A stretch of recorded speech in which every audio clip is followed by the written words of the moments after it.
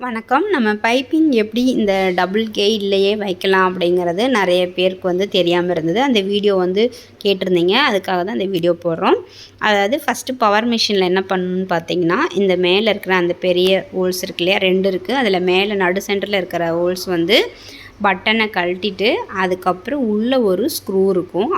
அந்த ஸ்க்ரூ திருப்பலி வச்சு லூஸ் பண்ணணும். லூஸ் பண்ணும்போது ஃபுல்லாக கழட்டிடாதீங்க, லூஸ் மட்டும் பண்ணுங்கள். கொஞ்சம் லூஸ் பண்ணினா போதும். லூஸ் பண்ணும்போது அதுக்கப்புறம் பார்த்தீங்கன்னா, அந்த கெயிட் இருக்குது இல்லையா, அந்த கெயிட் இருக்கிற அந்த இது அந்த கம்பி மாதிரி இருக்குது இல்லையா, அது ஆடும் லைட்டாக. அப்போ தான் ஆடும். அது வரைக்கும் உங்களால் அசைக்க முடியாது. அதை ஆடும். அப்போ நீங்கள் அந்த ஹோல்ஸ் நடுவில் பாருங்கள், ஊசிக்கு நடுவில் இருக்கிறத கொஞ்சமாக சைடை திருப்பி வச்சுக்கணும். ஏன்னா அப்போ தான் பைப்பிங் உங்களால் அதில் வச்சு தைக்கும்போது சென்டர் பைப்பிங்கில் தையல் வரும்.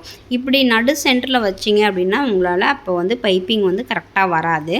அந்த ஸ்க்ரூ உங்களுக்கு தெரியல, அதாவது அது எப்படி பண்ணுறதுன்னு தெரியல அப்படின்னா, இந்த 3 ஸ்க்ரூயும் நீங்கள் கழட்டி எடுத்துடுங்க.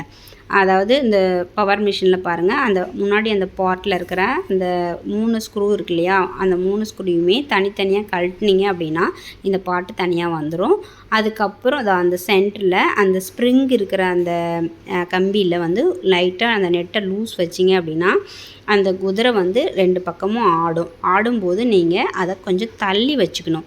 அந்த ஹோல்ஸ் தெரிகிற மாதிரி பைப்பிங் அடிக்கிறதுக்கு இடம் இருக்கிற மாதிரி வச்சுக்கிட்டிங்க அப்படின்னா உங்களால் அழகாக நீட்டாக பைப்பிங் டபுள் கெயிட்லேயே வைக்க முடியும். அதாவது ஒரு சில மிஷினில் மட்டும் இந்த மாதிரி வைக்க முடியாமல் இருக்கும். அதுக்கு மட்டும் அட்ஜஸ்ட் பண்ணிக்கோங்க. இந்த மாதிரி யூஸ்ஃபுல்லான டிப்ஸ்க்கு நம்ம சேனலை ஃபாலோ பண்ணிக்கோங்க. Thank you friends.